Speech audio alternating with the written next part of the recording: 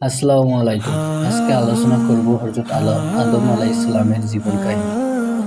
হযরত আদম আলাইহিস সালামের পরিচয়। হযরত আদম আলাইহিস সালাম হলেন পৃথিবীর প্রথম মানুষ এবং প্রথম নবী।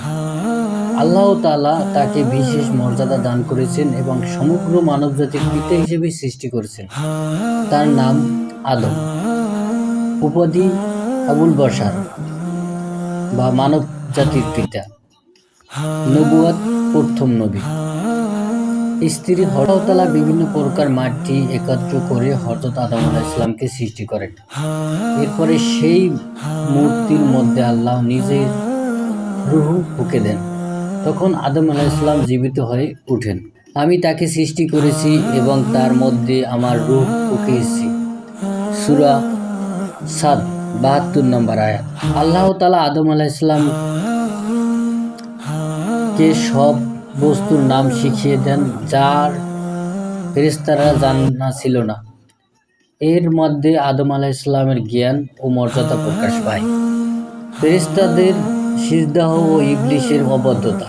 আল্লাহ তাআলা ফেরেশতাদের নির্দেশ দেন আদম আলাইহিস সালামকে সম্মানসূচক সিজদা করার জন্য।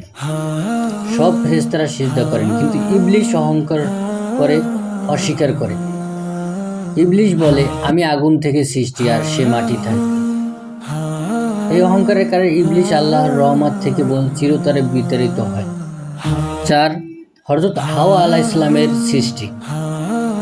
হযরত আদম আলাইহিস সালাম এর এক পাঁজরের থেকে হযরত হাওয়া আলাইহিস সালামকে সৃষ্টি করেন, যাতে তিনি একাকী নন। হযরত আদম আলাইহিস সালাম ও হাওয়া আলাইহিস সালাম পরস্পরের জন্য প্রশান্তি হয়ে ওঠেন। ৫. জান্নাতে বসবাস। আল্লাহ তাআলা আদম আলাইহিস সালাম ও হাওয়া আলাইহিস সালামকে জান্নাতে বসবাসের অনুমতি দেন এবং বলেন, তোমরা জান্নাতে যা ইচ্ছে খাও, কিন্তু ওই গাছের কাছে যেও না। ৬.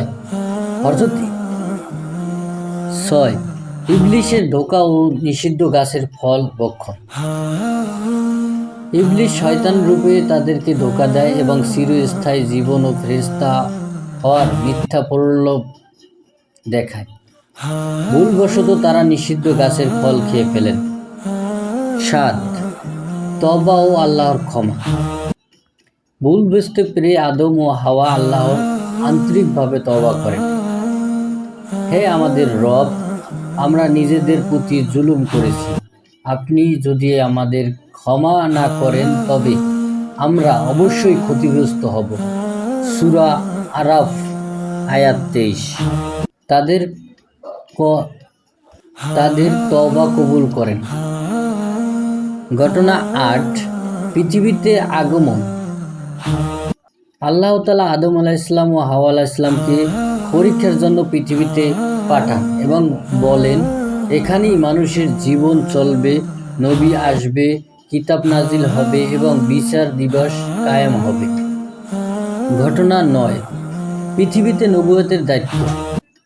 পৃথিবীতে এসে হযরত আদম আলাইহিস সালাম আল্লাহর নবী হিসাবে মানুষকে এক আল্লাহর ইবাদতের দিকে আহ্বান করেন। তিনি তার সন্তানদের হালাল হারাম ন্যায় অন্যায় শিক্ষা দেন। ঘটনা ১০. সন্তান ও মানবজাতির বিস্তার। হযরত আদম আলাইহিস সালাম ও হাওয়া আলাইহিস সালামের বহু সন্তান ছিল।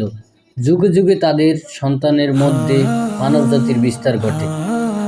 ঘটনা ১১. আদম আলাইহিস সালামের দুই পুত্র হাবিল ও কাবিল এর মধ্যে কোরবানি নিয়ে বিরোধ সৃষ্টি হয়। হাবিলকে হত্যা করে, এটাই ইতিহাসের প্রথম হত্যা। ঘটনা ১২. ইন্তেকাল। বর্ণনা অনুযায়ী হযরত আদম আলাইহিস সালামের প্রায় ৯৬০ বছর জীবন লাভ করেন। তার ইন্তেকালের পর নবুয়তের দায়িত্ব পান তার পুত্র হযরত শীস আলাইহিস সালাম।